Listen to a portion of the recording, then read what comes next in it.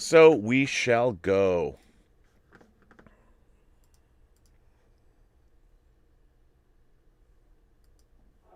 Observations with Robert Meyer Burnett.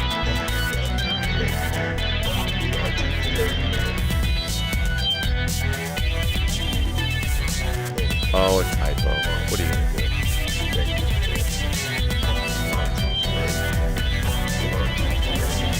Well, greetings, imagination connoisseurs. Once again, it is I, your Duke of Dope Discourse, your master of fun and wonder, your viceroy of verisimilitude, and of course, your pharaoh of physical media, Robert Meyer Burnett, coming at you with episode 10 of a one-off show, but episode 10 of Fully Articulated.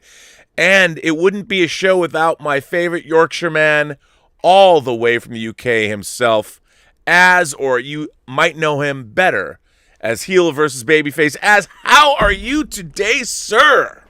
Oh, I'm good. I'm good. You know why I'm good? Because I know there are people in the chat. And they are watching, and they're just like, God, please don't make me spend any money. And I just know that they're all going to fail today. They are going to fail today. Every one of them. They're all going to succumb to the wares. And I have 5 wares to show off. Ooh. Yeah, you didn't really have anything last week. Now you've got... Yeah. Wow. Well, bloody hell, I'm close in. Holy Moses. Do you want me to... I'll zoom myself back. You want me to zoom? Would you like me to zoom you out? Let's see if I can. Yeah, you can see what I'm having for breakfast here. There, let's see. Let me edit. I can edit your shot. I can bring you out. I can pull you out. Look. Hang on. Let me see if I can get that in there. Pull me out, baby. Pull me out. Well, that's what she said. Heyo. So yeah, I got five things to show off. 2 1-in-6s. I've got 6 things to show off. Wow. 2 1-in-6s. 2 bring arts to show off. And as is the cyborg. I sound like a hold on. So yeah, I got five things to show off. Oh, the audio is fine. People are just being silly. And I've got a couple of toys. Just toys. A couple of toys. Well, it's that kind of a show. It is that kind of a show. Boys and their toys. I can't believe. Is this our 20th week doing this? This is our 20th week. Possibly 21st. But I don't. Yeah, I don't even know. I don't even know anymore. Don't even know anymore. Well, it's great to be here with you. We had some news drop this week. We had a few things that dropped. Is there anything that you would like to bring up? I want to show something I thought is pretty cool. That something I've wanted. Now, this is I guess Hot Toys always does their convention-only things that then they make available.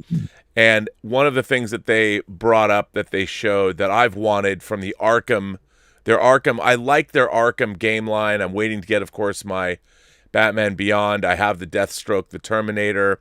But this, my friend,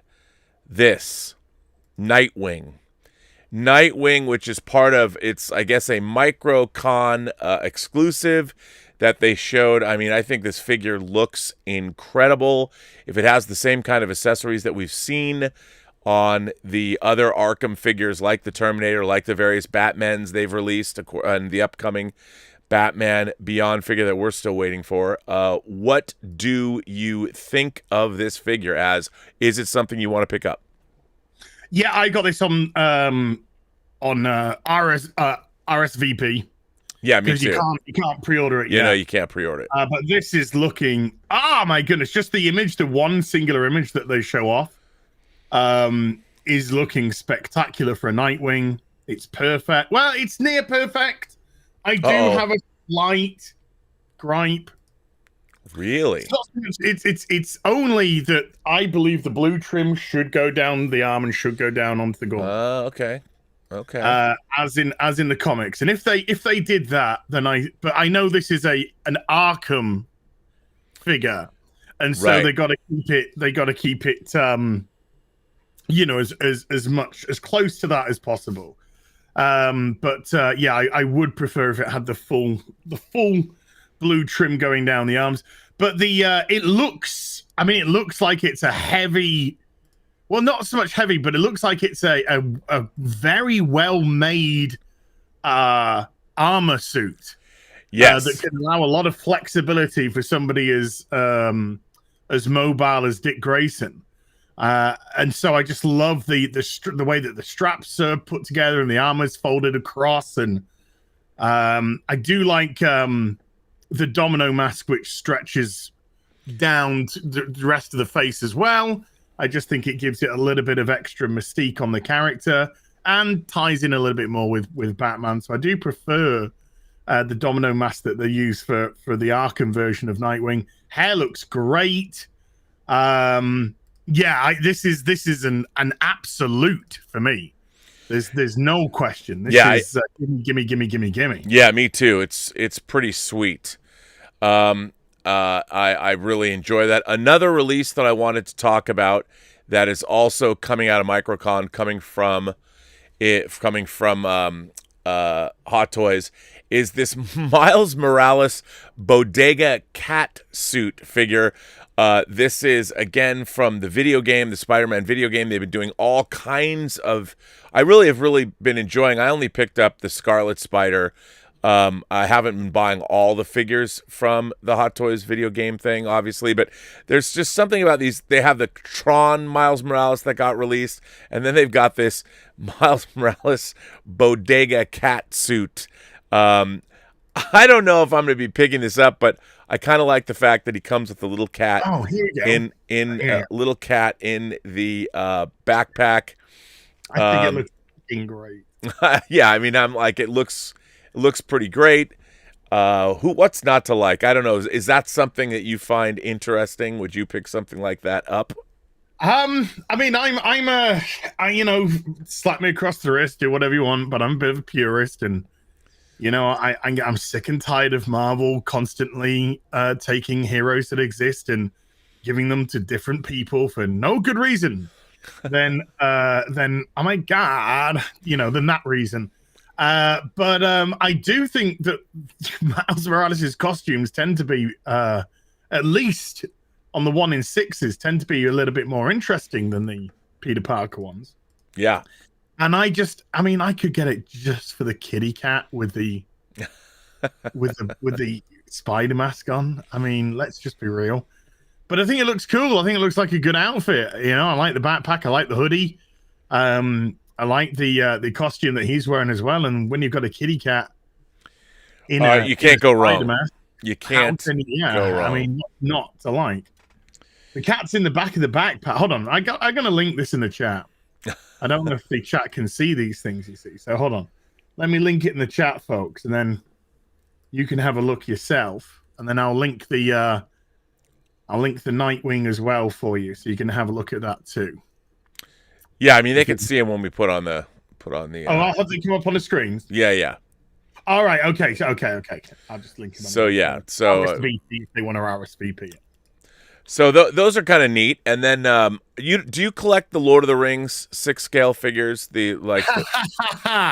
Well, let's just say I think I know what you're going on about, and I linked it to Gary, who obviously Gary from Nerdrotic, who is a fanatical, Lord of the Rings fan, and he just responded with a shocked face. That's all I got back was just. I don't know if it might not be the same thing. Love that. Yeah. Well, it looks great. I'm going to show these. This is Helm's Deep Legolas. And again, like with the Gandalf, it looks, I don't know if this is a combination. It looks like maybe it's a combination of rooted hair and plastic hair. I don't know. But again, I'm really loving these figures. There's been a lot of controversy over the face sculpt on this Legolas, but I don't know. I mean, I think at most angles, I think this sculpt is pretty good. I mean, that's definitely Orlando Bloom as Legolas. And again, they've been doing a pretty great job. I was very happy with my Gandalf. This is a really Very cool figure, I think. And I do enjoy the figure. What are your thoughts? You see, I think I'm going to pick this up. And I'm going to pick this up, but I'm not going to pick it up because it's Legolas from Lord of the Rings. I'm going to pick it up because I wanted to go with something which I'm going to show off. Ooh. And I think it would fit very nicely into that. Ah, well, color me intrigued. So that's cool. Other things that came out that I thought were interesting. Now, I have one of these guys. Actually, both of these figures. Well, there's three figures I'm about to show, but they're present toys versions of Breaking Bad figures. So there is this one, and it is a 2-pack. Now, I think the Heisenberg, pretty good. I don't know about the Jesse head sculpt. Not really impressed with this Jesse head sculpt.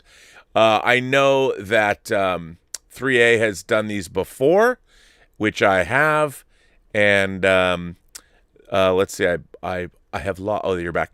3A has done these before, and in addition to that, they're also doing Saul. And I have the 3A better. I have Better Call Saul and the Heisenberg figure. These are okay.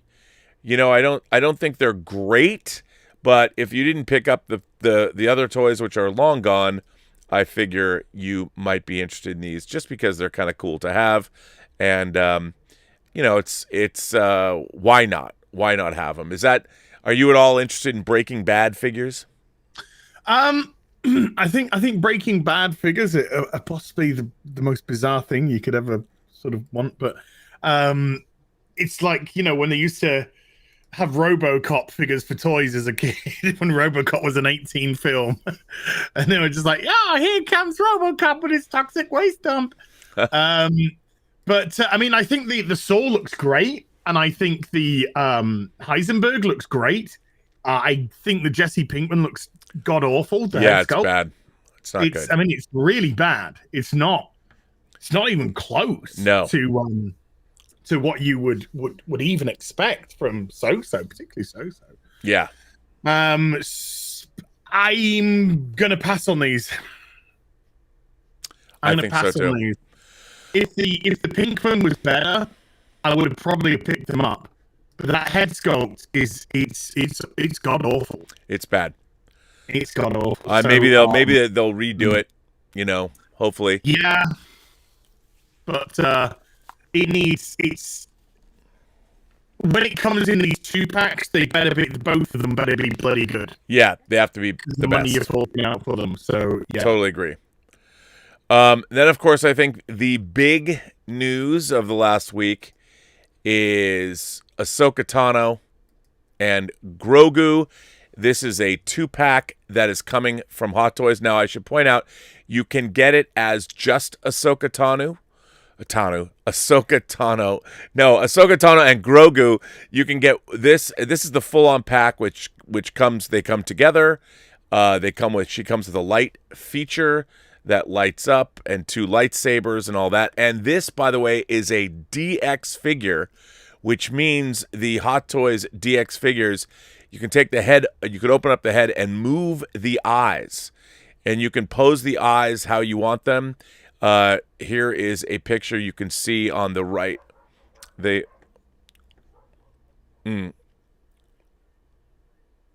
Oh, okay. And okay, Az is disconnecting and he's reconnecting, but this is the eyes. You can see, you can position the eyes. They did this before with Joker figures and Batman figures. The DX line, they released whatchamacallit, a Darth Maul.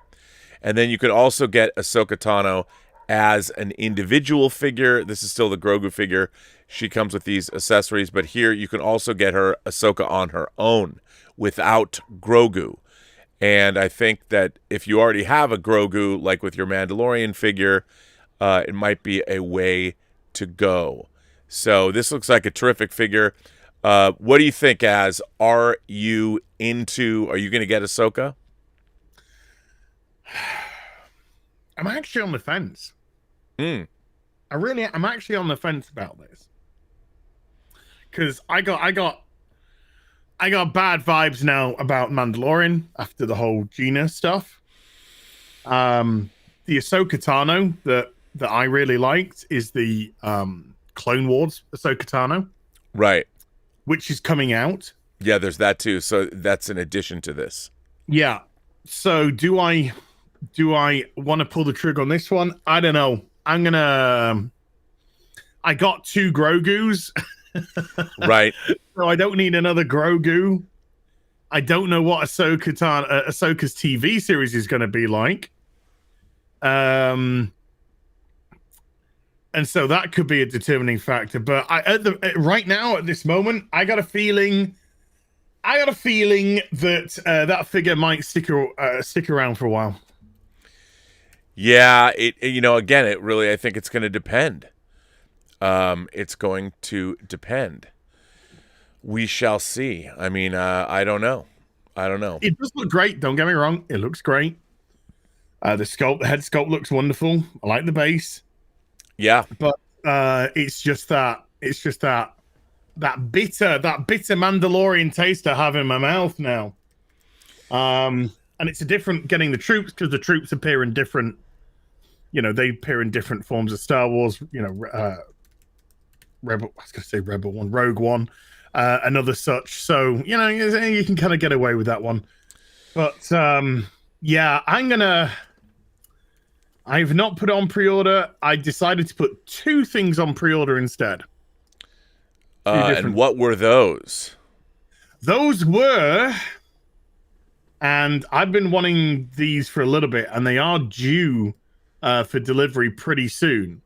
Those are the Megatron DLX and the Optimus Prime DLX,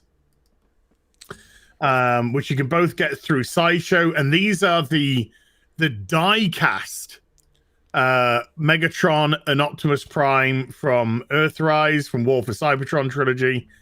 And they just look so good together. Seem to be on a bit of an Optimus Prime Transformers showcase at the moment. But yeah, when I saw these, because I saw the Megatron a long time ago, I was like, I got to have this. I got to have this in my collection. And the bases are really cool for them. And yeah, they're going to be such a wonderful addition. And considering their die cast, considering the size, I actually think they are very reasonably priced. I definitely do too. Now, there is some probably, I guess for us, maybe the biggest news, if you want to call it that, the most unexpected news, something that applies to perhaps you and I. I have to say, I didn't see this coming at all.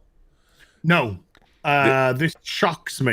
I know what you're going to say, and this shocks me. So, out of the blue, that the first things that we did 18 weeks of streams about one of our favorite TV shows of all time, The Prisoner, and of course Patrick McGowan's seminal series from 1967, 68. And there's really no licensed product from The Prisoner. I mean, my friend Jeff Bond built a model of his Lotus recently. But there's no toys, no official toys. And then boom shalakalaka, out of the blue, don't know how this happened, a Kickstarter shows up.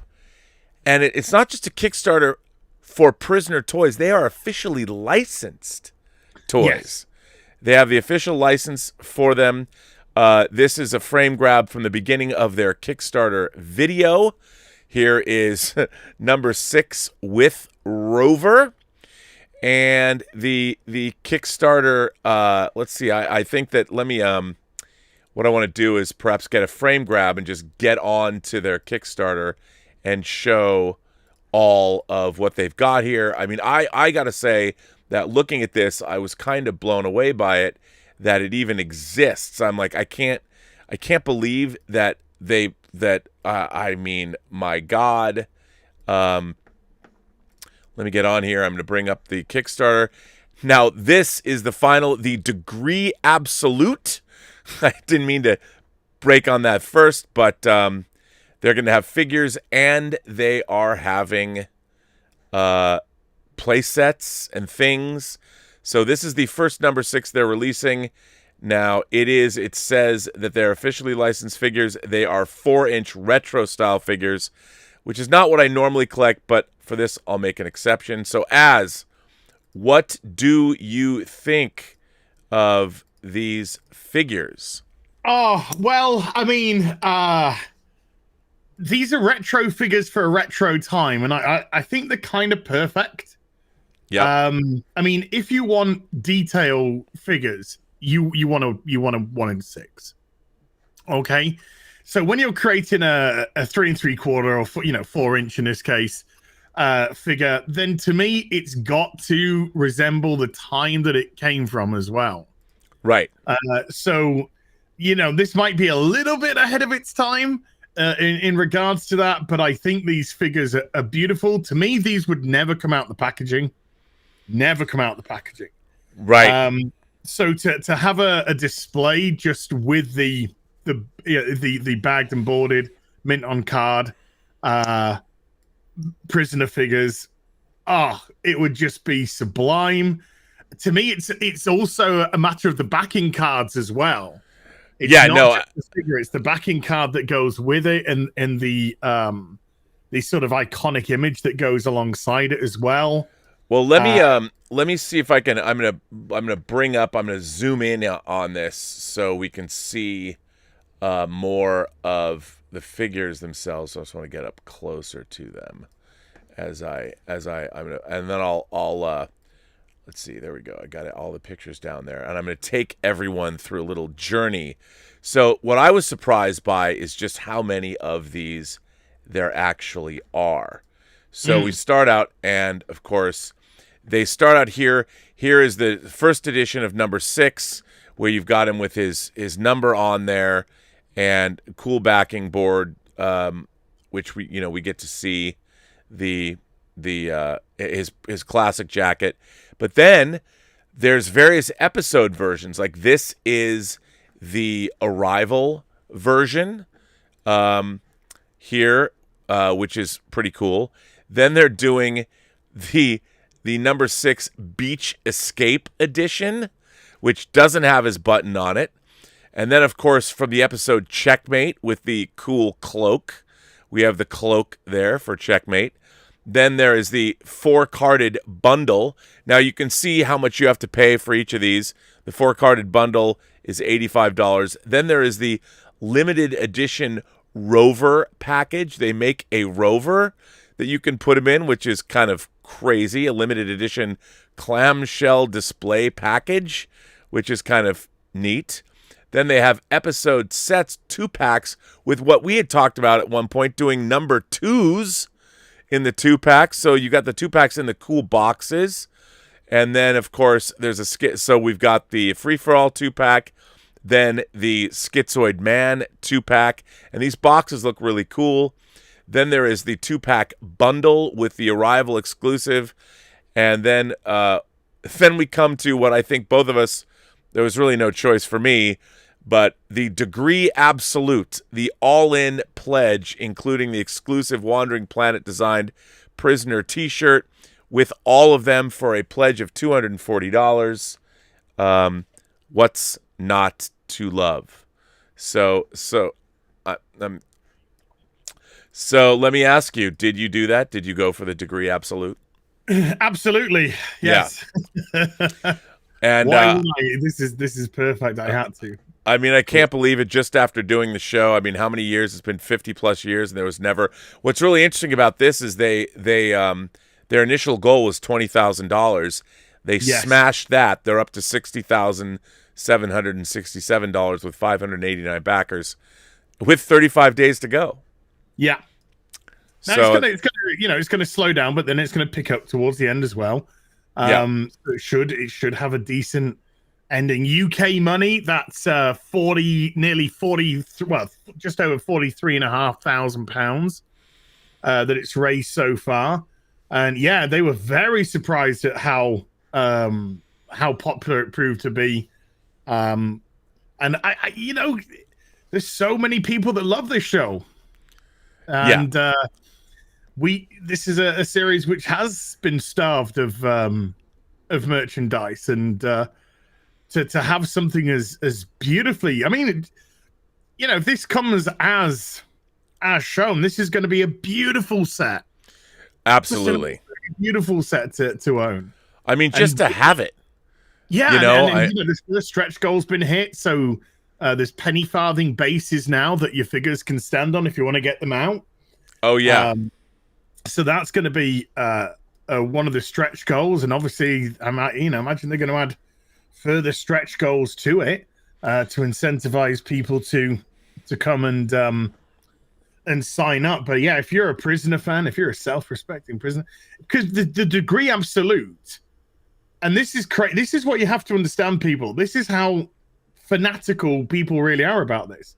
The degree absolute, which is the top tier, the $240 one, has 179 backers, nearly 180 backers, out of the 580 odd backers in total. Well, it's not, you know, it's like for the cost of one hot toy, you get this entire degree absolute set. I mean, you get the 4 individual figures, you get the Rover box, or this display case, and then you get the 2 number 2 from the 2 number 2s they're doing, and a two can't even speak. 2 figures to a box. They're doing the 2 episodes and a t-shirt. I mean, what is not to love for Degree Absolute? And look, for these figures, are they expensive? Sure, but it's a small company making them, and the fact that we're getting them at all 54 years after the fact, it's pretty neat. Yeah. I mean, they go up on the shelf. On this one. Yeah. I mean, I love that. I wish they would. I hope they go on. If they are successful, their stretch goal should be to make all of the number 2s. Yes. Yeah, if possible, that would be pretty wonderful. Yeah. But the set just, I mean, it looks. That's going to be a beautiful thing to display. You know, you put it next to a couple of Prisoner books as well. Yeah, it's gonna look fantastic. And I love that they did things like with this, they did the action figure equivalent of the action figure equivalent of the end of the. I thought this was pretty funny. I mean, showing the Patrick McGowan head with the end as of course the end of every Prisoner episode is when his head comes out and he's in prison again. I thought that was just damn funny. So kudos to them for understanding their audience. So yeah, it would be cool if they had a car as well, Lotus. Man, maybe a Jazz Inc. will do that. Yeah. Although they're 1 in 6, if they do a 1 in 6, and then Jazz Inc. does a Lotus. That's what I mean. Maybe if they sell, they'll kickstart a 1/6 scale Prisoner. I mean, I think that'd be amazing if they did that. So yeah, we know who would sign up. So yeah, I know a couple of guys who would. So, sir, you said you had things to show us. Yeah. Sights to show. So I'm gonna burn through just a couple of the smaller things. All right. We had a few weeks ago. We had Graham Nolan on the show. Gonna shift the mic over here now. Has the audio been much better since I've returned, by the way, folks? You've been sounding good. I don't see anyone. And Graham showed off a toy that Eaglemoss had made, which was the Bat, which essentially the Bat subway rocket. As Jean-Paul didn't tend to use the Batmobile, he tended to use the subway rocket. And I immediately recognized it when Graham showed it off, of course, because I'm, uber fan often. And so I managed to find. Oh, I've just knocked that out. Let me just put that back. Put that back. I managed to find, and it's very reasonably priced. You can pick these up for about a tenner. But I found the Subway Rocket. Wow. And it's got a lenticular background as well. That background that you see is actually lenticular. So if you turn it, the Jean Paul Valley Batman actually just moves slightly. That's really cool, dude. So it's a beautiful thing. It's quite big. I was actually quite surprised at the size. Yeah, it's nice. For less than a tenner is madness. I was like, great. So and that came with the actual book that it was attached to and everything. And I think it said next episode we're gonna have the Batman of the Future Batmobile. So I was kind of like, damn, this was a series in 2014 that I missed out on. And then of course, because we started talking about Jean-Paul Valley and Azrael Batman, I picked up the DC Multiverse Azrael. This is the character where Az comes from. Now, is that a McFarlane toy? Yes. And a beaut. That is really nice. But that is just a gorgeous one. So I think that was about 20. I think that's 20 quid. So that was a belter. That's a damn good looking figure, by the way. Yeah. And then I mentioned earlier in the stream that I'm thinking about picking up the Legolas, but it's not gonna be Legolas. Right. In actual fact, it's gonna be a member of the Scoia'tael. And I'm thinking of Scoia'tailing it up a little bit because this arrived yesterday. This is what I'd ordered, and this is the that bad boy. Hunter. And let me just show you the.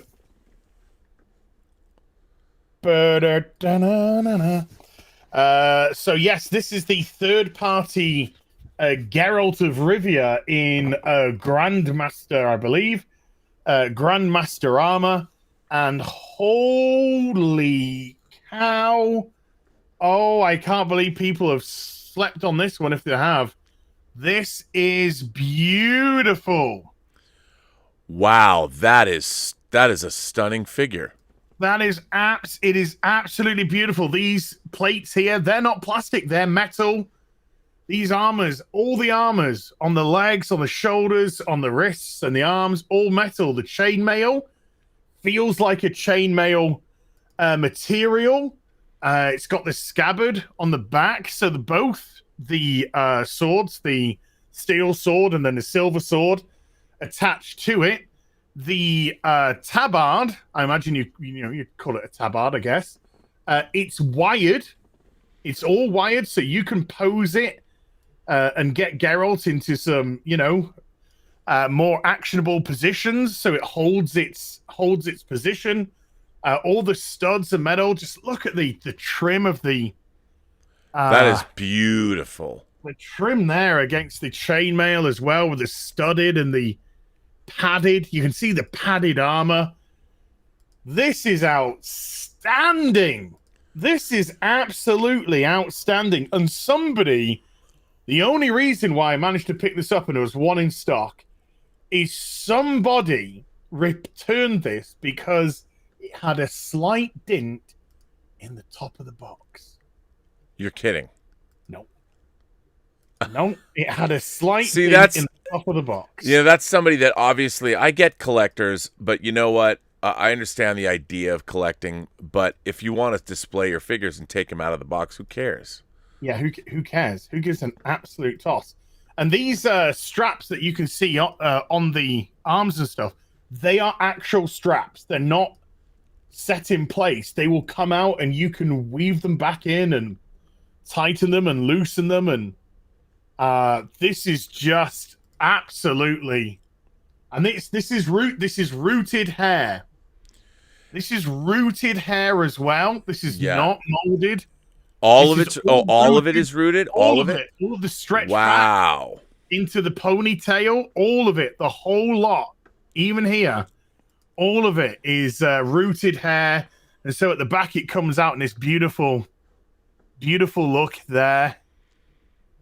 And oh my freaking God. So I'm thinking about getting Geralt together with a couple of Scoia'tael and having a nice little scene that way. But please, can we get a 1 in 6 Triss to go with this? And that would be something. But everything about this figure, I love the head sculpt. I love the armor. It feels weighty. It feels sturdy. The joints are fantastic. You know, nice and stiff are the joints. And oh boy, was this a bit of luck? And I'm so glad that I pulled the trigger. And as soon as I pulled the trigger, it said sold out. So there was only one left. Only one. Wow, that's a beautiful figure, man. And I will just quickly show the Let's show the. This is the silver sword. You can tell by the. Now is that metal?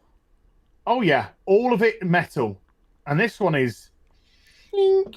Wow, you can even hear it. It even makes the sound. Yeah, but that's a metal, and it's branded, as you can see with the runes on it. Wow, that is a badass figure, dude. With the beautiful wolf, double wolf hilt. So that goes into that scabbard, and that literally just is absolutely gorgeous. This one doesn't, but again, metal, fully metal. The whole lot. Wow.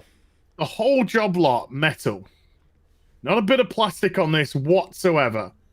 From the hilt to the guard to the blade, and this is the silver sword. And they literally just slide into the scabbard at the back, and boosh, there you go. It's phenomenal. Phenomenal. That it looks amazing, dude. That now, who makes that? What company makes that figure? I'm just gonna have a look now because I was blown away by the quality of it. This is And is it licensed or is it third party? No, this is third party because this is the Demon Hunter. It says War Story on it, but let's have a look here. Just says War Story. So I think War Story are the creators of that, and that is something else. No, that's amazing.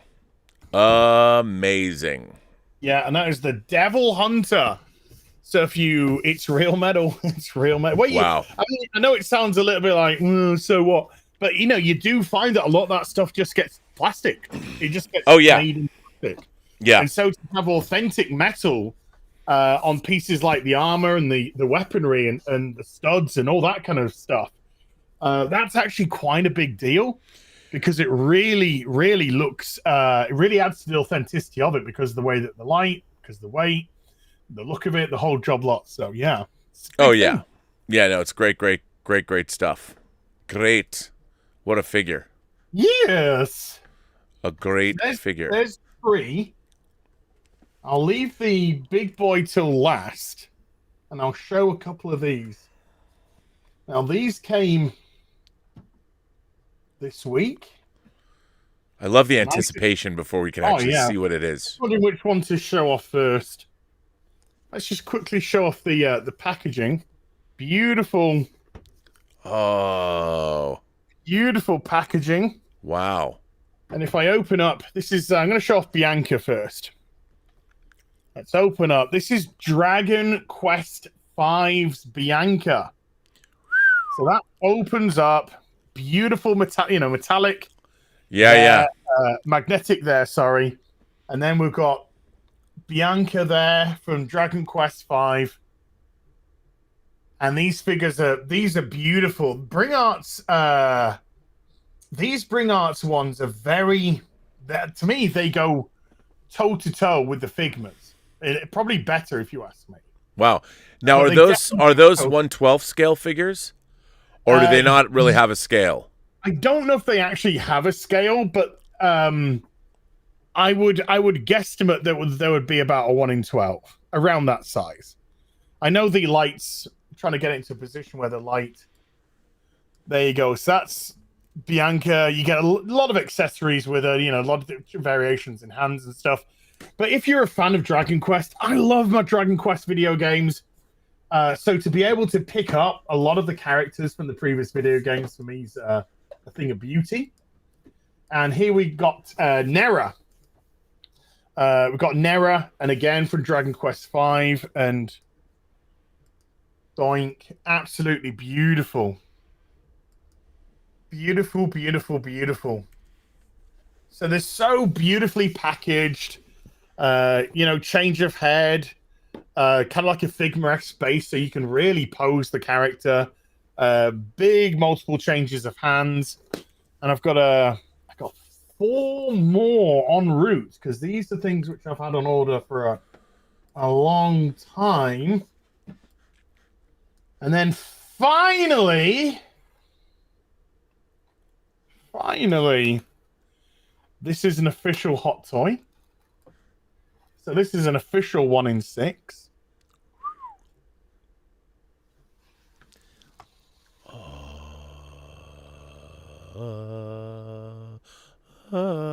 Come on. Yeah. Is that the one that Justin hooked you up with? No, this is the undamaged armored Batman. This is the real tough one to get hold of. Yeah, damn it. And I managed to snag one. Where they're not released yet. The Batwoman figures aren't released yet. So I managed to snag me this. I snapped it up as soon as I saw it. Man, it was dude. A reasonable price for what these sell for now. And this is the armored. Now I haven't put the batteries in, but you can put batteries in the head, and the head, those eyes will light up, like in the movie itself. The armor is just wow. Yeah, I need to. That's the armor is like. That figure and the Thor Ragnarok figures. Those are the things I want the most right now that I don't have. Look at that. Yeah. The look at that spine protection as well. Them boots. So when I saw this, and like I said, I gobbled it up like a fat boy, like an as eats cake. I gobbled it up. I just saw it. I was just yum yum yum yum yum yum yum yum. The guy was fantastic to deal with. I changed the head, the mouth plate. He had it in the placid mouth plate. I like the aggressive mouth plate when he's fighting soups.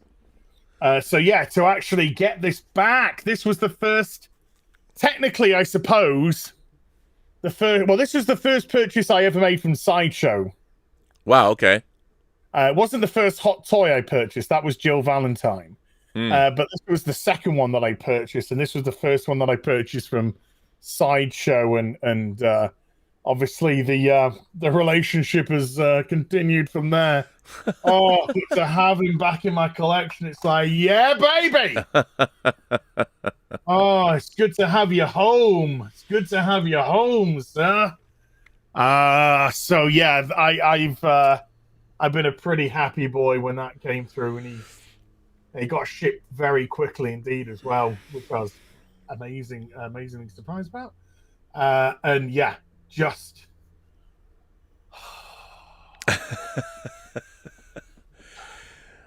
that hated not having it in my collection. That is a beauty. Now I wanted to talk to you about something. A couple weeks back, you had a crushing blow because something you were paying for was canceled. Something you really wanted, something that was not a figure, but a ship. Yes. One of our favorite ships, the NCC 1701D, as seen in Star Trek: The Next Generation. Now, almost on cue, when that collectible, that $2,500 collectible was canceled, did you get your money back? Did they refund your money? Oh, yeah. Okay, you got your money back.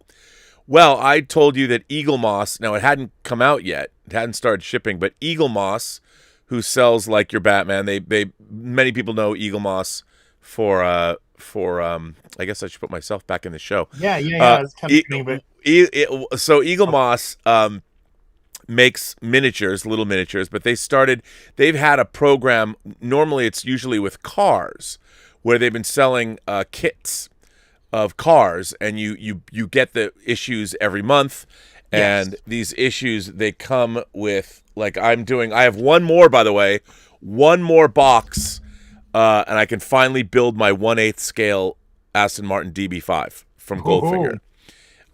And by the way, this is basically close to, well, maybe that's a little bigger, almost real size. 1/8 scale is not 1/6 scale, but it's pretty damn big. Yeah. So these kits, you get on this program, and then every month you can get a couple. Well, ladies and gentlemen, boys and girls, Eaglemoss started their Enterprise D program, and this Enterprise D, when it is completed, I didn't have a sense necessarily of how big.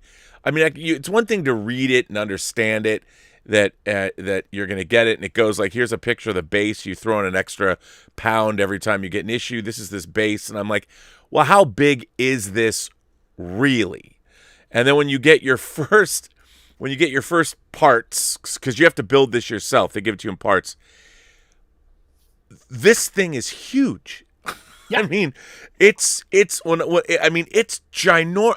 The saucer section, it's 70 centimeters long, which in inches is a little over 27 inches long. So it's over, obviously it's 2 feet, nice. 3 inches. It's that base, you just have to, when you're getting the pieces, you just ask for you pay an extra buck. But I was like, I was looking at it, I'm like, how good is it going to be? But I haven't put my first pieces together. You got it, right? Now, what were your impressions when you received the pieces? And it comes with a fold out poster of the thing in real size, which is huge. It's huge, absolutely huge. The poster, and then when the first pieces came, I can't quite get it.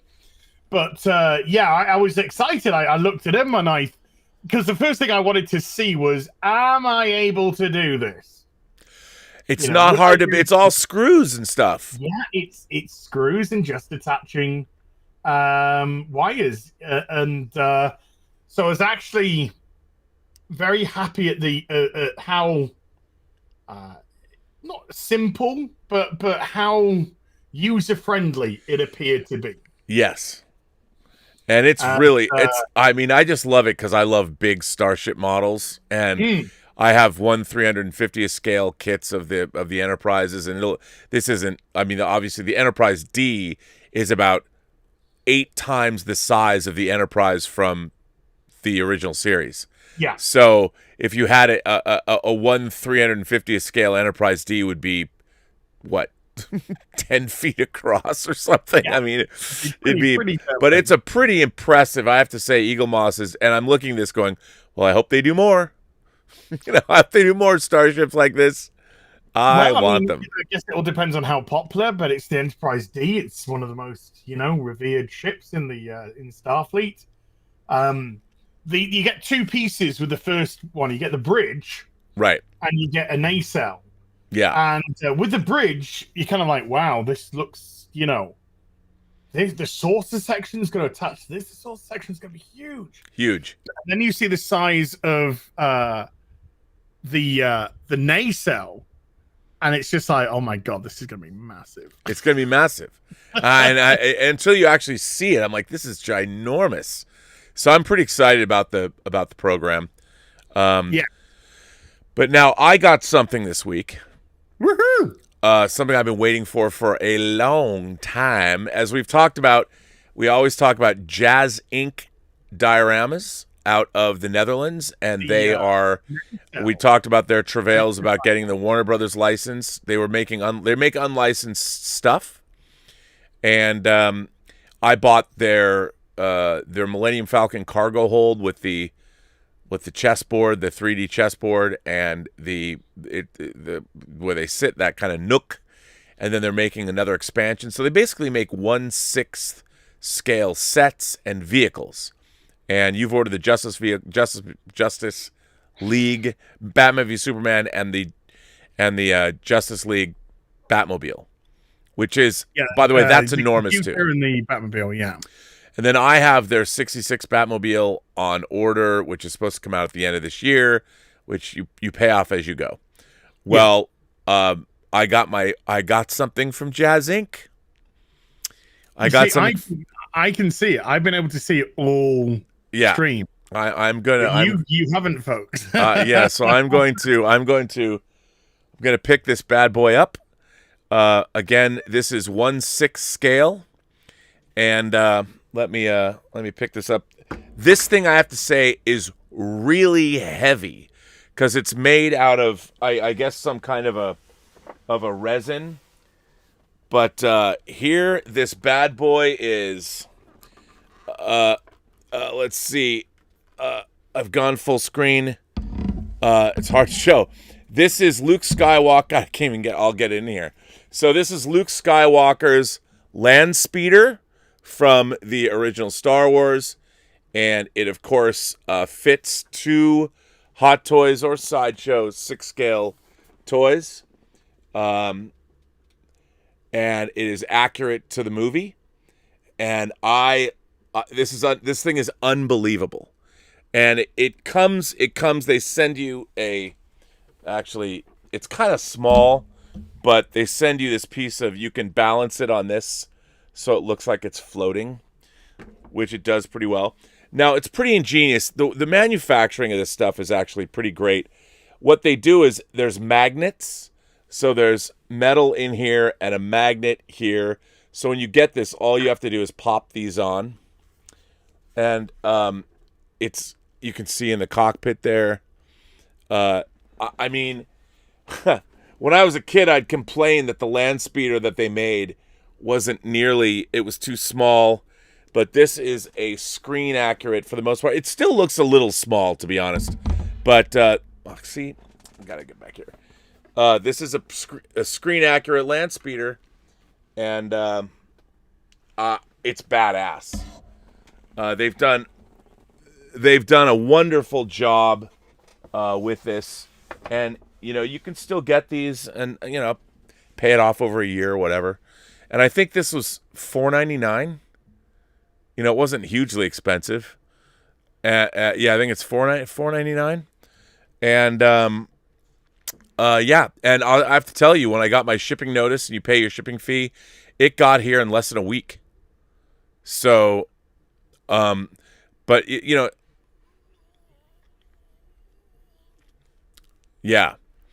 and it's really neat. This thing is it's very, very cool, and I can't wait to put it in a Modu case. And I love it so much, and I just love what they do. I love their stuff. Getting these, I can't imagine everybody. There's been a lot of people that have been getting their Justice Mobiles. I think they do a good job on like a first come, first serve. Whoever's first in line, they're getting those out. But they're probably going to ship another slew of them out, if not this week, then next week, and because they do it like every 2 weeks. So you'll probably get yours soon, I would imagine. But they do a great job. They really do, and it comes very packed really, really, really well. No chance it was going to get hurt in shipping, and I love it so. I love it so.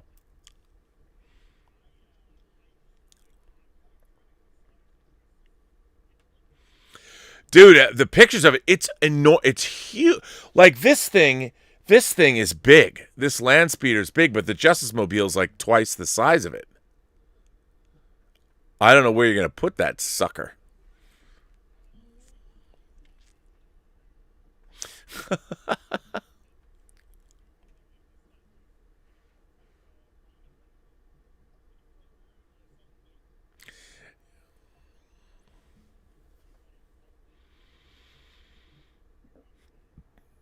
Right. Yeah.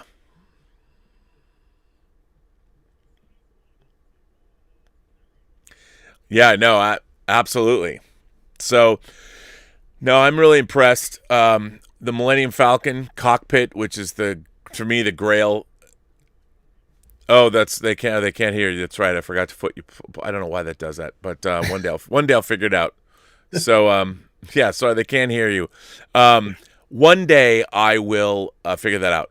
But I mean, the one thing about Jazz Inc., what I love about them is I don't know why they do what they do, but it's just wonderful, wonderful. And then they're making a snow speeder. Who knows when that'll be finished? The snow speeder, and then the Millennium Falcon cockpit, which is the Grail piece that I paid that off. 6 months ago, a year ago? I don't know. And that snow speeder though, it's so tempting. I mean, that thing's going to be huge too. I know. And it fits, the two figures. It was really interesting to listen to them figure out how do they engineer it to get two figures in there. We're going to do a 1 in 6 80-80. Oh my God! Dude, but we would buy it. I mean, that Batman, the Batwing from Justice League or from Batman v Superman, that thing's enormous. No, enormous. But it's not pre-orderable at the moment because of the wranglings that's going on. So please sort that out ASAP. Well, at least one way or another, so I'll know one way or another. Right. I think they're sorting it out. It looks good. Really hope so. Yeah.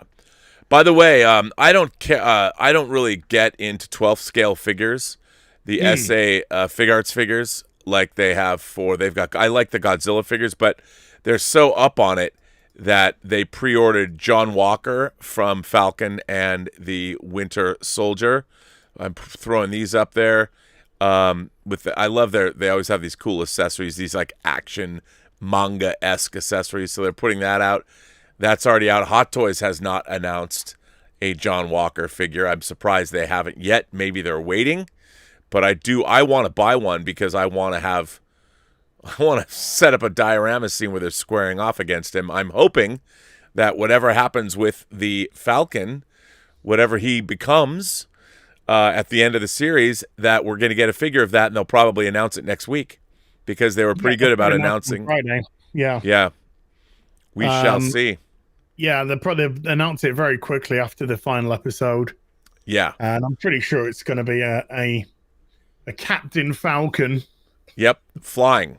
A flying with his Wakandan tech. Cannot wait for that. So, yeah. I mean, I didn't get any new figures this week because I got some last week. But I don't know if I have anything coming. I mean, there's a lot of pre-orders, but I don't like those third-party pre-orders. You never know when they're going to show up. Well, I have at least 3 things en route, which may get here before next week. Would be great if they did. They're going to be video game merchandise related. Ooh. Is all I can say about that at the moment. If I was so lucky to get a trigger pulled over the weekend by Jazz Inc. to say, okay, here's your shipping invoice. Yes, I'd get that paid immediately, and we could have a Justice Mobile on its way. Toot sweet, but that's all down to Jazz Inc. I did put it, like I said, I did put the Optimus Prime, and I did put the Megatron on pre-order, and I did, as you saw last week, pre-order the Dragonborn. I did put another item on pre-order, which was the classic suit Superman. No, it wasn't. The classic suit Spider-Man. Because I really want that classic suit Spider-Man now to go with the classic suit Green Goblin, which will eventually come, which I have on pre-order from Toys Wonderland. I was so happy that this shipped very quickly indeed. Like I said, I would have pulled the trigger on the Ahsoka Tano, but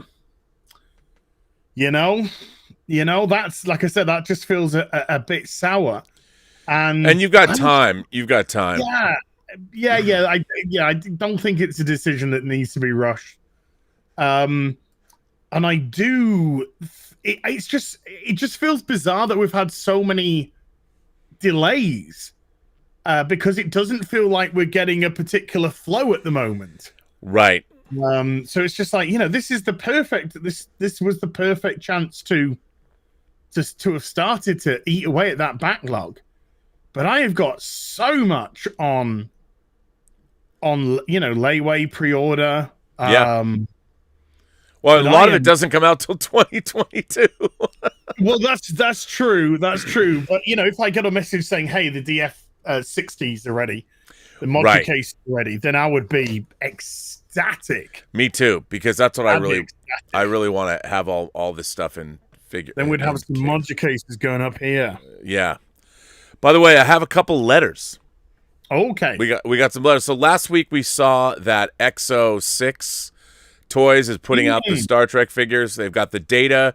The data is supposed to come out between like May and July. I'm sure it won't be here till July, but I think mine's going to be paid off at Sideshow. I don't know, but so we got a letter from Enterprise H, NCC 1701H.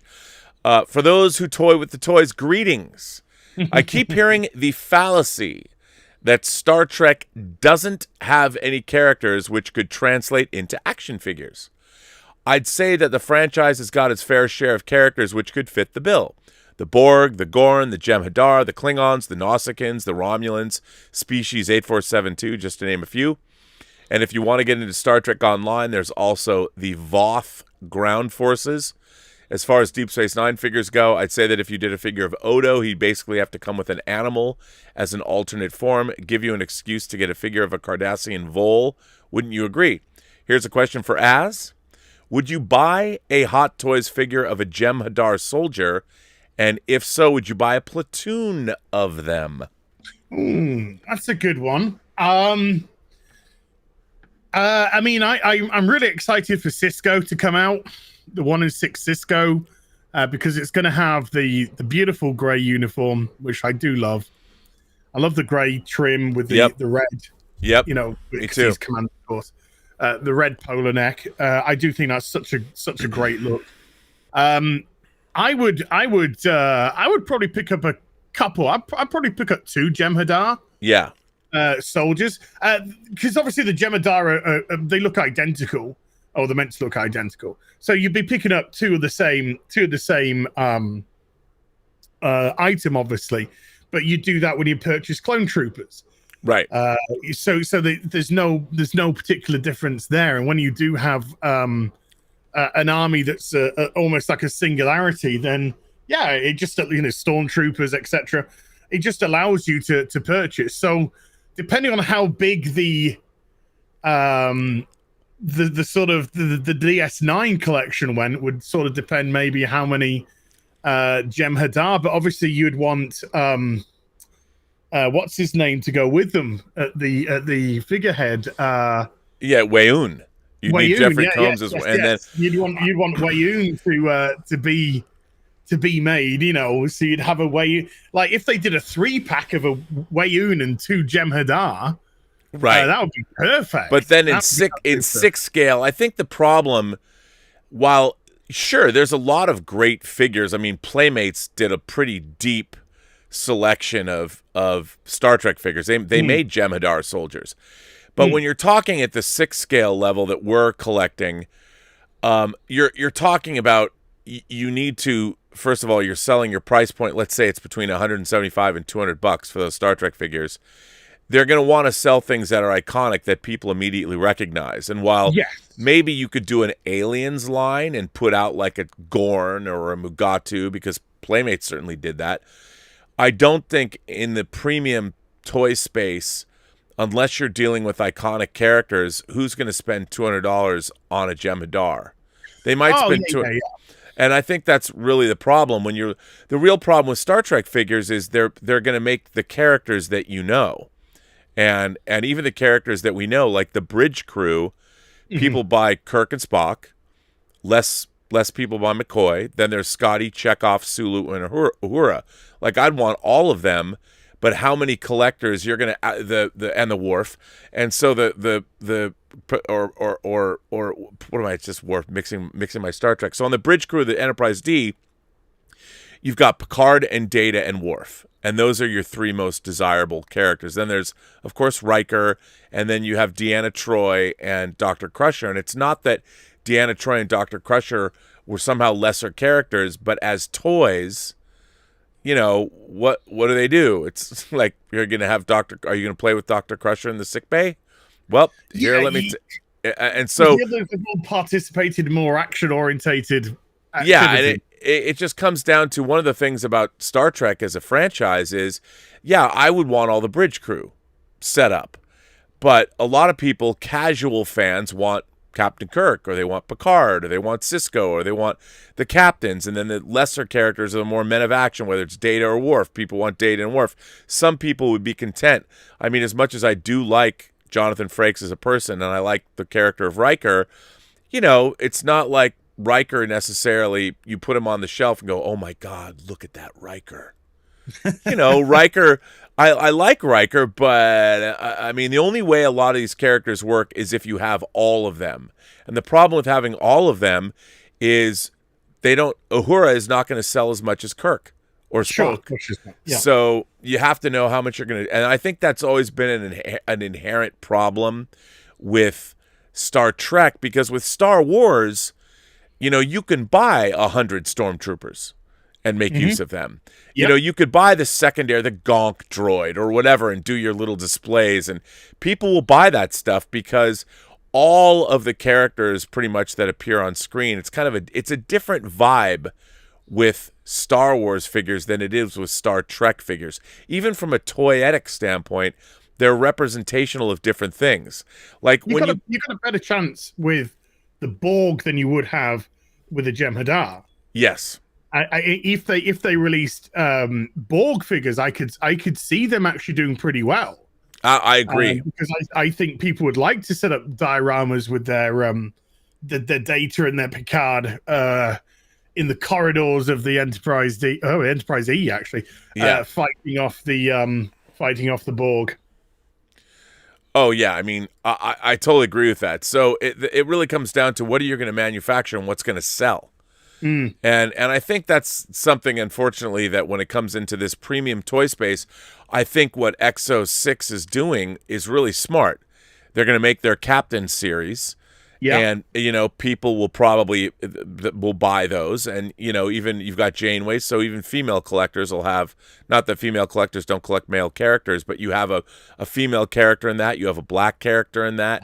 So there's... I pick them up because of who they are, not what gender or color they are. No, of course, but I mean, but they appeal to, you have the widest appeal to your consumer base. You know, you've got, like, let's say, you know, you collect, you know, if I had a kid who was like 10 years old and she loved Janeway, I don't think that my daughter who loved Janeway, if I wanted to get her a premium action figure, if I got her a Sisko or if I got her a Captain Picard, I don't think a 10-year-old girl is going to be as stoked to get Captain Picard as she would be to, say, get Janeway, only because, unless she was a huge Star Trek fan. But I think that the captains have a wide appeal to different collectors, because there are some people that might only want to get TNG, you know, so, and is Scott Bakula as popular? And I think that it's pretty cool, like we will, and I think most collectors are going to pick up all 5 of those captains figures because they're cool. You're like, well, that makes a cool Star Trek display. But like, would you get the entire crew of the Enterprise, the NX-01 from Enterprise? Would you personally? The entire NX-01 crew, they're not a hot priority. Right. And so I think that if they were to come out as a company, if X06 came out with, well, we're gonna have the entire crew of the NX-01 be our first 6-scale premium offerings, would they sell? No. Yeah, No. That's that. And so I think that with Star Trek, it's a tough property, and it always has been, because they're front loaded in terms of their characters. But like in Star Wars, for whatever reason, you know, I remember when the Jedi 3 3/4-inch figures came out, people like Ree-Yees, like he was on Jabba's skiff. I'm like, who cares? But the figure was awesome. Like, they're all the same price, but I don't know if I'd pay $200 for I probably would. But, you know, it'd be a cool figure. But you still want to get them all, because as a kid, you want to have the court of Jabba, and the figures Yes. don't cost $200. But now you probably would want to get the court of Jabba because you have Jabba. I have a Jabba who is hopefully going to come up this week, but I got just too many things. Can you imagine having all of Jabba's court in 6 scale? How badass would that be? Well, it kind of almost makes me cry because then I'm thinking I'm sleeping outside.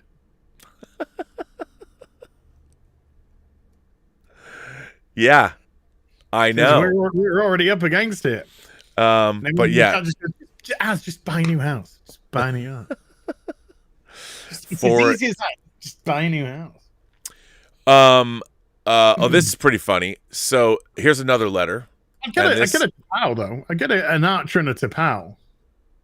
Yeah, I would too. Absolutely, I would. I would also get, I think, a Hoshi Sato and have her dressed in her Mirror Universe garb as the Empress Sato.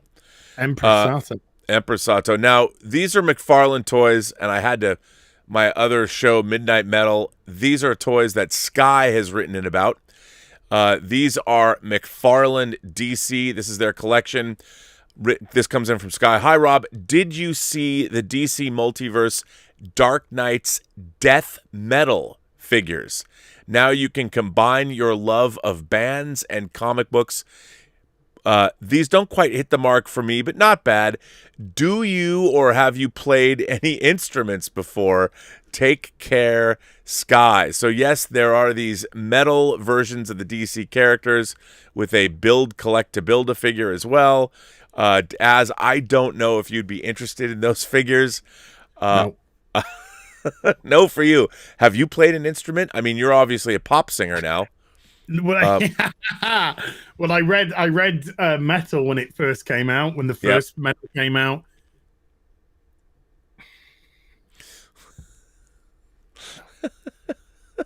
It was an absolute mess. It sold well. It sold very well, hence why they got to do death metal and stuff, but it was awful. It was all over the place. It was incomprehensible dross. I hate the Godhead Batman. The idea of this fated Batman, it's just no. It's a guy who had a really unfortunate event happen to him in his real life. So all this preordained Bat God stuff, just no, shove it where the sun don't shine. No. But I used to play the guitar. I played the trumpet. I was in band for a while, and I wanted to be Miles Davis. I wanted to be a jazz trumpeter, and I realized that would take a whole life of dedication to the instrument, life that I wasn't willing to give it. So, there you go. You could have been Riker with his son. Yes, I could have been. I could never hit that note. Yeah. So, now this is sort of, it's a little long, but I want to read this letter because I love this letter. Jonathan Hurst writes this. Dear Rob and Az, I can't express enough how much I've enjoyed jumping into the Hot Toys and 6-scale collectibles world. While I'd briefly heard of them prior to watching your show, it was seeing your excitement on the air that convinced me to finally jump in. As you read in the last show, I started with zero Hot Toys, and now I own 8. I thought you both may be curious to hear that the ones I've purchased. Luckily, I have several stores in the Cincinnati area that are retail distributors for Sideshow, and I've been able to buy some of them in person. My first purchase was the Crate Luke Skywalker figure. While I'm in no way a fan of what was done to the character in The Last Jedi, the one positive I had from the film was the costume appearance of Luke in the final scene. In my eyes, that was exactly how grown-up Luke Skywalker would appear, at least in costume and makeup. The one change I made to the figure was adding his green lightsaber in place of the included blue one. Currently, I'm in search of a decently priced R2-D2 toy to display next to him. My advice to Luke fans is, despite what was done to the character in the movie, this figure is top-notch, and you won't get a better head sculpt and costume to represent your vision of old Jedi Master Luke. Next, it didn't take long for me to dive into superheroes. My first die-cast Iron Man purchase was the armor from Spider-Man Homecoming. Wow. Once you struggle through the nightmare battery install, it becomes the nicest toy you've ever owned. The only thing I wish they'd improve is the strength in the magnets. as the shoulder and chest plates easily fall off. If they could invent a method to turn all the lights on with a single easily accessible switch, that would be the piece de resistance.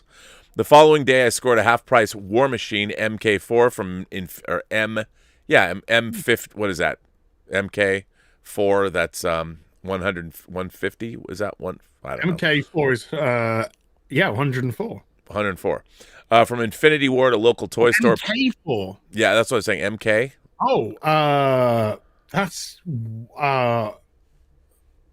I'm not sure. That's 1,000. Is that 1,004? 1,104. Yeah, I don't know.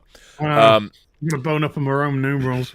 I got a War Machine from Infinity War to local. The MKs, they're just the Mark IV. Oh, there you go. So it's Mark the Mark IV. into the Roman numerals. Yeah, That's what I was looking at. Go, what is that? Yes, okay, there you go. Mark IV.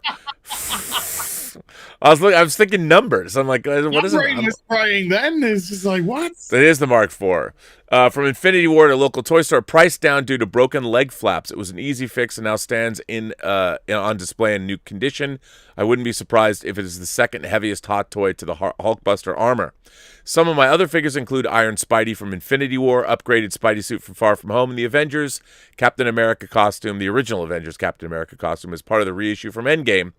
Also flying high above my display, I have a beautiful Superman from Man of Steel, and I'm eagerly searching for a regular suit Batman from Batman v Superman Dawn of Justice to display next to him, just looking for a reasonable price. Well, our man has got that. Additionally, I want to send a shout out and thank you to Justin from Justin's Collection. Whenever I'm considering a new figure, the first thing I do is search for a video review on his YouTube channel. Since every review is structured the same, I know exactly where to jump to for accessories, articulation, and poses. On a separate note to my friend, I can see the struggle you've been facing in your eyes and know this pandemic lockdown is hard on our mental state. My advice is to visit, talk, and laugh with your friends on YouTube as much as possible. The greatest gift we were given as human beings is the ability to socialize and interact with other humans. I'm living and working alone at home and know it's hard and suggest watching more comedy than ever in your free time. Laughter is contagious, and your fans love to see you as jovial as always. Thanks again for all you do. And to those toy fans in the audience, don't fear the Hot Toys price. While it takes some saving, the quality is well worth the price, and you'll feel more like you're collecting a piece of art. Best wishes, Jonathan. Oh, it's a lovely letter. How about a lovely letter? That's a lovely letter. Letter. Yeah. I don't think I've ever shown off my BVS regular suit Batman. Yeah, I don't think you have. No. And I haven't shown off the BVS Wonder Woman, which I have as well. Yes. You know what? That's right. I have the Justice League Wonder Woman. I didn't get a BVS Wonder Woman. I got both. Yeah, I did not. And now a cartoon one, which I got last week, or comic one, I should really say. Oh, did you get that in? You showed that off last week. Oh, that's right. That's right. You did. And I like that figure a lot. Yeah, I think it's good. Face could she could smile more. No, but the face I think could be a little bit more upbeat. Or just something about the head sculpt I'm not crazy about. But, right. But the body and the articulation is absolutely outstanding. Yeah, no, absolutely. There's one other letter that came from Christian, who says, hello, I hope this email finds its way to Robert Meyer Burnett. Well, it has. I just want to say that I enjoy watching you and Az with the hot toys segment, as it makes my workday go just a bit quicker and more enjoyable. That's not to say I dislike my job. Although I've been quite removed for a couple of decades in purchasing toys and models, it's still fun to say the least, watching people around my age show great enthusiasm for these kinds of things. I would like to bring to your attention some toys and models you might be interested in. I was browsing Katawiki today and saw these spaceship Yamato models up for auction. I saw these, and what they are, these are all the vintage models from the 80s, and then they've reissued them. They're pretty good. I'll put those in the live chat if you want to see them. They've been redoing all those models. Older models have sort of, especially when Bandai does them, they're being redone. So, but it's a great collection. They have almost all of the original Yamato kits from they were released in the 70s. So you can see that in the live chat if you want. I love my Space Battleship Yamato toys, Star Blazers toys. I still have my giant 1/350 scale model that I have yet to build. I think I bought it 10 years ago. I should build it. Was it the Yamamoto, which was the sister ship to the Enterprise? Yes, that it was destroyed. It was Yamato. Yamamoto was a guy. Yeah. And that, it was Yamato, and it was an homage to that, and it was destroyed in Contagion, the second season TNG episode. And then the Odyssey was destroyed, which is also a sister ship of the Enterprise, was destroyed in the Jem'Hadar, the last episode of the season 2 of Deep Space Nine. I'm such a nerd. And that was just sad because that crew looked great. Yeah. And I'm sad, but I want to thank you for writing in, Christian, and bringing my attention to that. That would definitely be something I've been buying. They've been putting out a lot of model kits from Space Star Blazers 2199 and now 2202, and I picked up a lot of those. They're great kits. Great kits. I'm going to set up a little building station over there and set up some cameras so I can just do a build and play with people. Build the Enterprise, build the DB5, all that stuff. So, so much room, so little space. So much room, so little space. We've got some super chats. I don't know if you want to read some or hear some. Yeah, I'm always. Jamie Cruz writes in and says, Rob, wanted to let you know I completed my quest and I've acquired a Rocinante from the Kickstarter made by Idea Planet. It was pricey, but I really wanted it. It's a beauty. That is the ship from the Expanse that I saw on a live stream. I was on Purple Valkyrie's live stream, and her fellow Valkyrie, her boyfriend got her this from the Kickstarter. Dude, it's huge. Nice. I thought it was like a little Eaglemoss. This thing is massive. I'm like, man, if I knew that it was that big, I don't understand why I didn't jump on that, but I didn't jump on that and didn't get it, but it's great. So the only way I've seen one is on Purple Valkyrie's live stream. So thank you, Purple Valkyrie, for allowing me to experience that. Shane O'Reilly sends in a super chat. Thank you, Shane. Rob Altus sends in a super chat and says, my friend is crowdfunding prisoner figures in 1/18th scale. Finally got the license. I don't know, Rob. I don't know anything about that. Do you know anything about the crowdfunding of prisoner figures? Never. Yeah, I don't either. Don't know. No, Rob. I jumped on that right away. As a matter of fact, I think your friend favorited the fact that when you back the project, it goes onto Twitter that says, I just backed this project, and I did that immediately, and your friend liked my tweet. Norwegian Kryptonian says, what are your thoughts on the Daenerys Targaryen season 5 figure? I've seen it.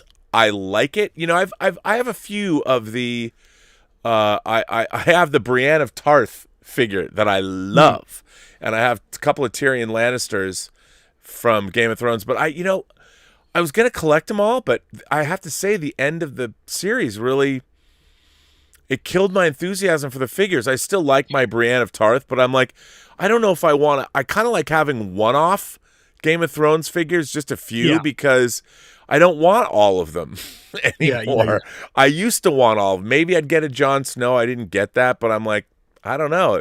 You know, if something turns me off, I really have to. What about you? Do you have to really like? I mean, you want the artifact of something that you really like. Yeah, I after that season 8, I don't give a shit. I just don't care.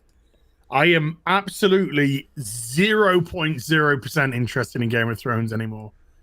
The way that they absolutely fucked up that ending was beyond compare. And there's like a great Jon Snow out there, which I would have loved to have had in my collection, but now it's just like, I don't want you, don't care. I'm right there with you.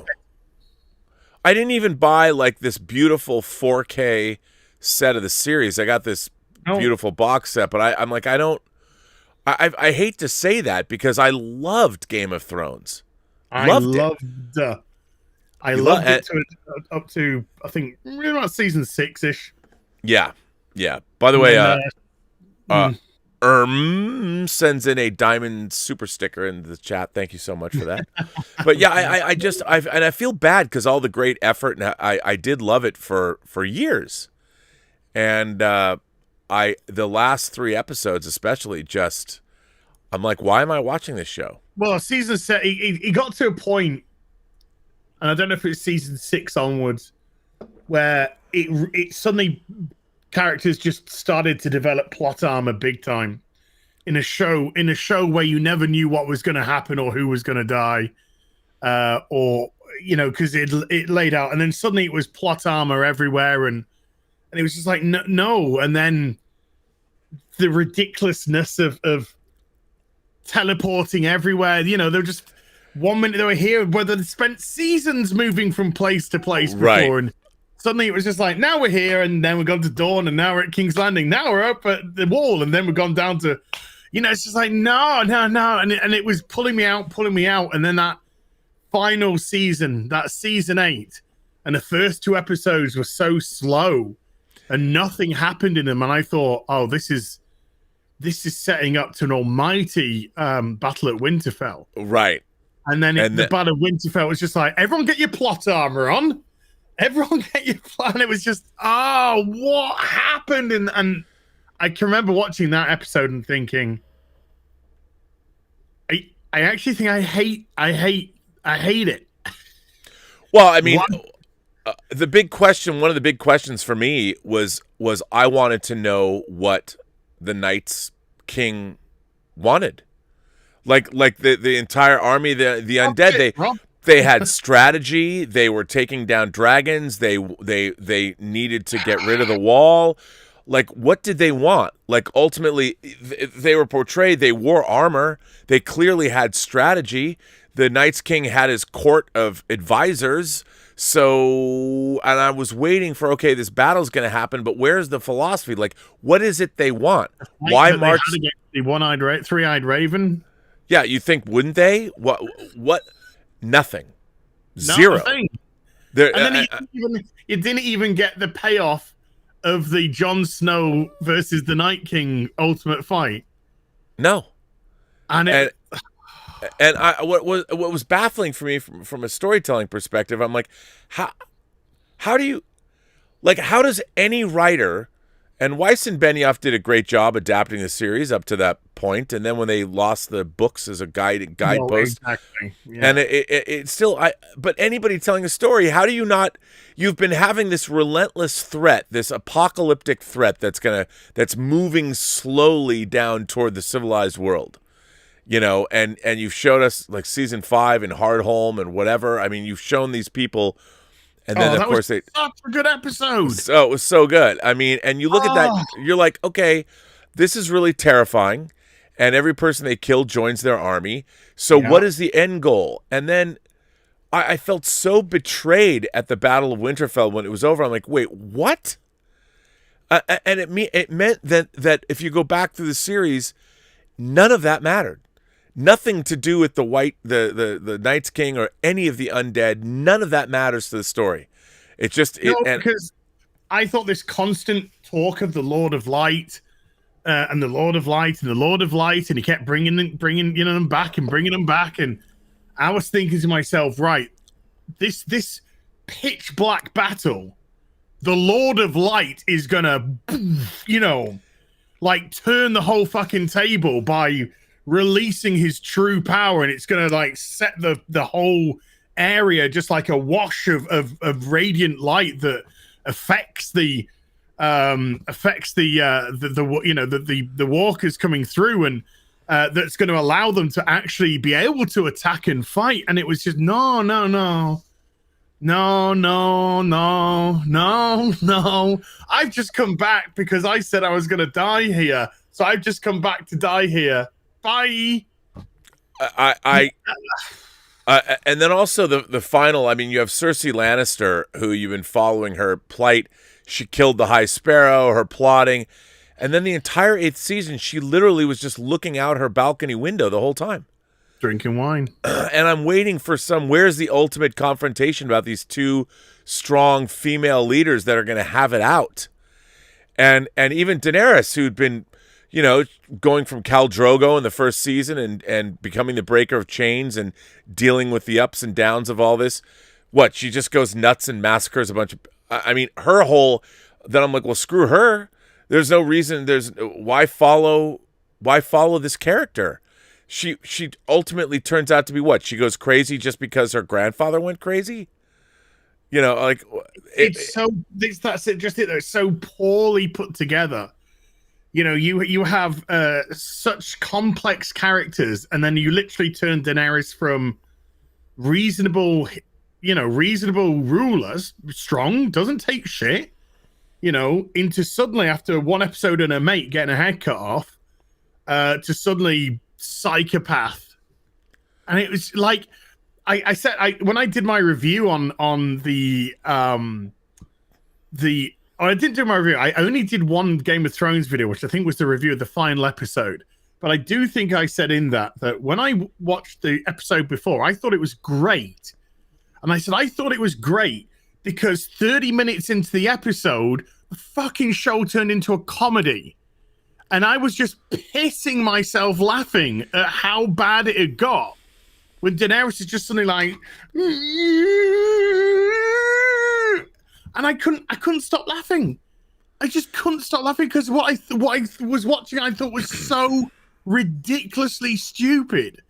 I was just got to the point where I was just laughing my head off.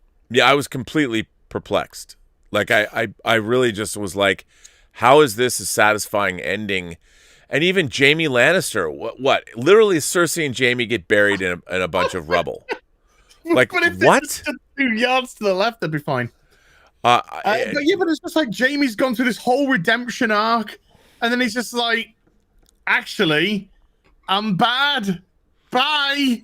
Yeah, I mean, that's just like, I mean, in the resolution. I mean, at least I wanted to see him and Brienne fighting in battle, where maybe he falls but saves her life or something. It was just, I can't believe, like, what is even us talking about on an action figure show? We can throw out ideas that would have made a more satisfying series ending than the creators of that show did. It was perplexing to me. It was lunacy. In that last episode, I was just watching dead-faced. Just dead-faced because it was just like, it's like dead-faced, and every 2 minutes I'm just rolling my eyes at... Oh. And even the Unsullied, the way, like, they're not stupid. And they're just they're gonna stand there and watch her burn away a bunch of civilians, and like, okay, I guess we're now Nazis. We're now gonna take over. We're fascists and take over the world. Which I'm like, where did that move forward? Okay. Yeah. Yep. Anyway, see what happens when one Norwegian Kryptonian asks a question about whether I'm gonna buy. These are, by the way, these are all important decisions that go into buying your action figures. You know, if you can buy a character and that character makes you smile, that's the figure you should get. Don't think you should get one just because. If you have these conversations that we're having, then it's probably not the figure for you to get. No. Icanalist sends in a super chat and says, "Hail RMB and Az, I added a new wing to my plastic crack addiction. Old soundtracks on vinyl. So far, got the Reeves Superman 1 and 2, Conan 1982, Goldfinger, Kelly's Heroes, and Beverly Hills Cop 1 and 2. Well, you got some great music there. It's so funny. I had a big soundtrack collection of vinyl when I was younger, but I couldn't wait to get rid of it when I got CDs. I used to. I got into soundtracks with cassette tapes and CDs. Never vinyl. Well, that's a lie. That's actually a complete lie. I've just fibbed my ass off. So I've just remembered I had all the James Bond shit on vinyl. Yeah. I had tons of stuff on vinyl from movies and stuff. I had the FAB album on vinyl. That was on vinyl. Had that on vinyl. So that's a complete fib. Yeah, dude, I had a ton of stuff on vinyl. Oh my God, is it? My mom would have had. Oh my goodness, does she have it or? I don't know. I don't know where on earth it is now. But yeah, I would hunt. I would hunt down Bond themes in vinyl and Oh, yeah. Matlin Row and all that kind of stuff and mountains and sunsets and there's some beauty. Bond's got some of the greatest Gladys Knight, License to Kill. I mean, jeez, that is so quintessential Bond. Living Daylight, Aha, Duran Duran, View to a Kill. I had the 12-inch Living Daylights. I had it had was it Susie and the Banshees who did the end theme for it? No. It's that's wasn't Susie Banshees. That's that was Batman Returns. The Pretenders. Yeah, is the that's Pretenders. Chrissy Hynde. Susie and the Banshees. Yeah. That's Chrissy Hynde. Susie and the Banshees was Batman Returns. Yeah, and that song was originally written for the opening theme, and they switched it out. Yeah. With the Living Daylights? Yeah. Ooh, I know.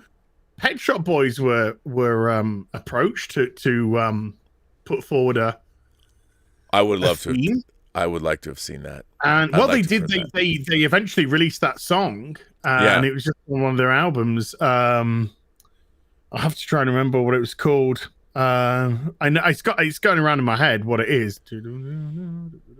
But yeah, they were approached to create a Bond theme as well, and it eventually went to Aha.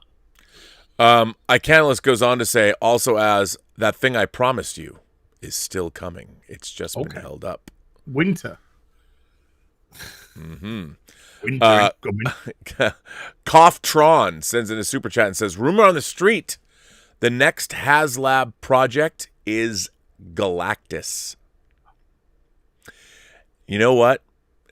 If it's as big as Unicron, it depends how big it is. I might go for that. It doesn't matter how big it is.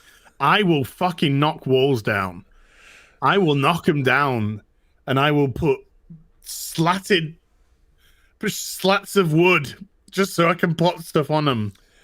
Man, I'm getting a big Galactus. So I have a few Galacti. I love Galactus, and getting a big, massive Galactus that lights up. I can't wait for Optimus Prime arrives. Yeah, right. When does that supposed to come out? I think Octoberish. Oh, God, that thing is so cool. So cool. S Beam says there's so many more figures I'd love to make.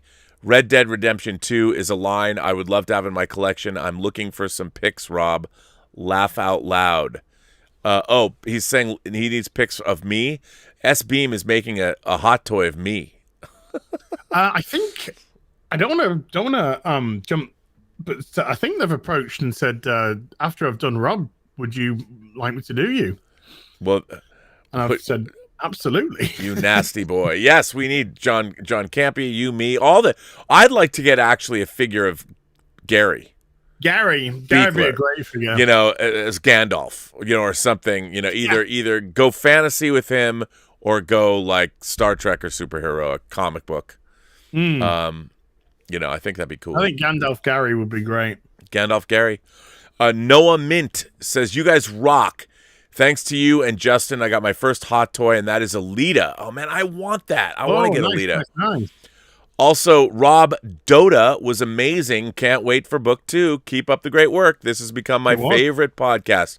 Well, thank you, Noah Mint. Yes, for those of you who don't know, the animated series I worked on for Netflix, Dota Dragon's Blood, was renewed. Dota. There's no information on when the series is going to be out. They haven't set a date. I can tell you that I am working on season 2. And I was working on it just the other night and doing notes on sound mixes. So yeah, very exciting. Very exciting that we're doing that. It's glad people liked it. People seem to really like it. As you said, you liked it.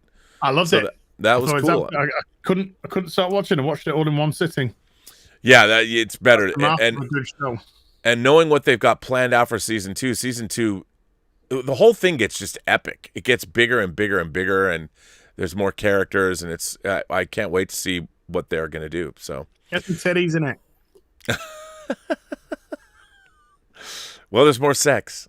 Hey, come on! Hey! You can be in an elf pod, and you can have a foursome. Yeah, they like their gangbangs, don't they? They do. And you know, they're Tyler Maudlin sends in a super chat and says, "Hey, love you guys. Just an update on the model railroad.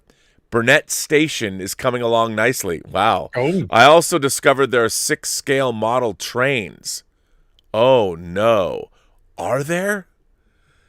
Dude, a 6-scale model locomotive? I mean, if I could get like the train from Spider-Man 2, Spider-Man fighting Doc Ock on the train. Oh, now you've gone and torn it. Oh. Yeah, if you get... Or you could have the Warriors coming out of a banged up subway. I want someone's got to make. Why doesn't a third party? Why don't they make all the Warriors? That's the best scene in the Warriors to me is in the subway. Oh man, when they're in the train on the way back and the girls with them now, and you've got the prom kids or whatever, or whoever they are. It's and great. She tries to make herself look pretty, and he moves his hand, just stops her from doing it. Yep. No, you're who you are. That's right. You're who you are. You don't have to put on airs and graces for anyone. You're fine as you are. Yep. I just thought that's the greatest bit about there's so many. That film is fucking awesome. So good. It's so good. Oh, and so good. That's why I've got my 12th scale, my little box set over there of the warrior, the two Warriors and the Baseball Furies. Yeah. So they Mezco met. See, they're an iconic. I think they've got an iconic look. Yeah, they do. Todd Michael is here. Hello, Todd Michael. How are you, sir? Regarding that land speeder, I eagerly await you putting Hot Toys' young Uncle Owen and young Aunt Beru in it, so you can reenact that period when they were dating and snuck off to Tashi Station, much to the chagrin of Klieg Lars. That would actually be funny. I never thought about that. I always thought that Luke probably salvaged the land speeder and made it, but what if it was a hand-me-down? I like that it's a hand-me-down. Is it hand-me-down though? I always thought Luke made it. Yeah, I always thought Luke made it. You know, Luke made it, but you never know. Maybe she had another one. Roger H says, "Hey guys, so I finished watching The Prisoner, and I gotta say I love the last episode, especially the symbolism of Number One's identity." I like that. I agree with that. And Roger H also became a member of the channel. Thank you for that, Roger H. I'm glad you liked The Prisoner. I guess when you say you finished watching it, I think that means it's your first time through. And if you got to the end and liked it, you've taken your first step into a larger world. Yeah. If you haven't watched the videos of us going through the episodes, then use 18 of them. You do. Todd Michael says, on a more serious note, though, hopefully the Big West Tatsunoko Harmony Gold licensing cleanup will allow for some amazing new Macross vehicles and kits to be released, especially if Sony finally makes that live-action film. What Todd Michael is referring to, Robotech, that we know is Robotech. Robotech was actually 3 disparate series. It was Macross, Southern Cross, and Genesis Climber Molspeeda. But Macross, or that we know with Lin Minmay, that was the first Robotech series, that went on. There was Macross Frontier. There was a Macross movie, Do You Remember Love? There's all kinds of stuff, and there's been unbelievable amounts of toys. You can get Valkyrie fighters from all of those, and all the different kinds of fighters that transform into the various things. And now the rights have been cleaned up, so all that stuff can finally get released in America. It's never come to America before. So that's pretty cool. Ooh. Stub McShave says, if they release Deep Space Nine Ferengi figures, which characters would you like to get? Of Zek, Quark, Rom, Brunt, Ishka, and Nog. Would you prefer Nog in Starfleet uniform or in his Ferengi attire? You know what? If I could get the entire Ferengi contingent there, like since you've named all the main Ferengi in Deep Space Nine, maybe if I could get them in a 1-pack instead of buying them individually. I mean, I would like Nog in a Starfleet uniform. I think that'd be great. But I wish sometimes figures would come with the option of swapping out for clothes. They used to. GI Joes, the old 12-inch GI Joes, you get a one figure and you'd buy all the accessories and different costumes. I just wish that we lived in that world. With the hobbled leg. Oh man. Too soon? I would do that though. Why not? Why not? Sends in another super chat sticker. Well, thank you, sir. Oh, that was the one you sent. Thank you for that. Star Trekker 58 says, "Hey, Robin, can't start Lord of the Rings collection as I know I can't stop at Gandalf, but I just ordered the Space 1999 Alpha Launchpad with a complete set of 5 Eagles that's due September 2021 from 1612. Yeah, those are the 5-inch Eagles. I'm not confirming or denying that I might have done the same thing.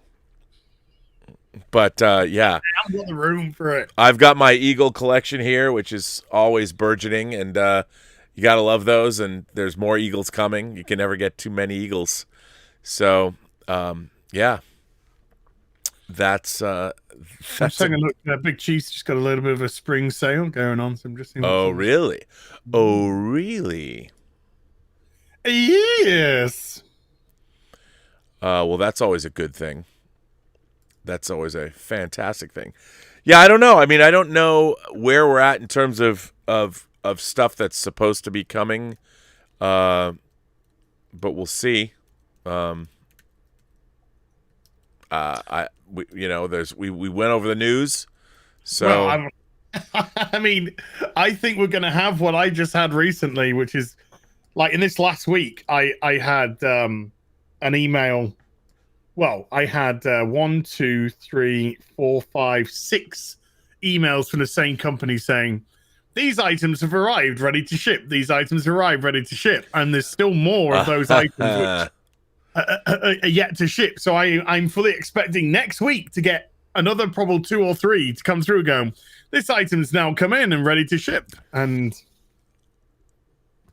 I think we're going to get that with Hot Toys. I think we're going to get to the point where suddenly we're going to get a big slew of emails saying shipping, shipping, shipping, shipping, shipping, shipping, shipping, shipping, and shipping. And you're going to be like, yeah, it's well, yeah. S-Beam sends in a super chat and says, I know Justin has expressed interest in his own figure. Az disappeared. I'll wait till he comes back. I know Justin has expressed interest in his own figure, so maybe I'll make a YouTube line. That's interesting. So as S-Beam says, he might do a whole line of YouTube personality figures. Oh, wow. I think that would be like if you and me and Justin had our own figures, we could do like a Bohemian Rhapsody video to go along with Ocean Man of just our figures. Maybe do a follow-up. This could be dangerous. I just wish I had the time and resources. I just got a 3D printer to help things, and I'll get to work on yours soon, Az. Ooh. Oh, I want Az to come with a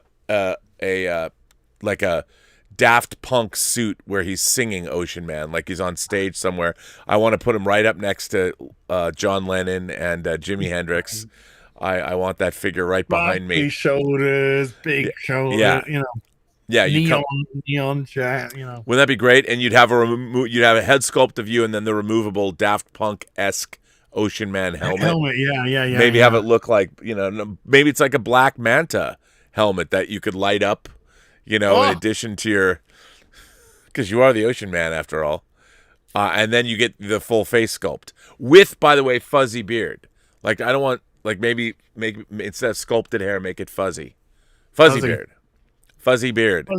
So yeah, my beard size fluctuates all the time, so you can have fuzzy beard, or you could cut it down to trim beard if you so desire. Oh yeah, absolutely. Well, so where does that leave us? I don't have anything more to show. I don't know. I've been through. I think we've wrapped up in 2 hours precisely. I think that's pretty good. The show was meant to be. I know it's supposed to be a 2-hour show. Maybe I'll have some more stuff to show next week. But and Justin maybe next week. But I wanna thank everybody for joining us. I can't, these streams go by so fast. Joining us for another week, maybe Module cases. I mean, March and April, Sideshow is supposed to get Module cases in. I could really use them. I'm desperate for them. Yeah, Module cases are good. Bring them, please bring them. I want to thank my the wrenches. I want to thank the Wrench Brigade, my moderators, for being here. I want to thank Brian, first of all, Mike Bodden and the Richard and Joshua Levesque and Brian. I knew it. You know what, Josh? I just got your name wrong again. I know it's Levesque. I'm sorry. I was reading it and I said it. It was a slip of the tongue. Brian Hepburn, Josh Levesque, thank you for being here, for doing a fine job moderating. I very much appreciate that. I want to thank everybody for supporting the channel generously through tips and super chats. If you want to write Az and I a letter, you can do so at the Burnettwork.net website. Send the letter and just put that it is for our fully articulated. Fully articulated, in the subject sign. We'll be back next week on your channel. Yeah. For Hot Toys. For some hot toys. Hopefully we'll have a guest or two or something. Maybe Justin, maybe somebody else. I don't know. Who knows? Yeah, well, I'm just having a bit of a chat with somebody. Oh, there you go. Well, then I would say, because I'll go do my own stream over on Robservations. I'll probably start at 3 just so I can eat lunch or something like that. Yum yum. But I guess as well, if we finish in 2 hours, my God. I know, which is okay because I got another podcast in 2 hours. Oh man. Well, then I will see you later, sir. I want to thank you for doing another great show. Yeah, it just goes so quick. It's insane. It is insane. And thank you all for supporting us. And we will bring this fully articulated, the one-off show that apparently there's is now not 20 episodes in. 20, yeah. So be seeing you there. Yeah. And we'll see you next week.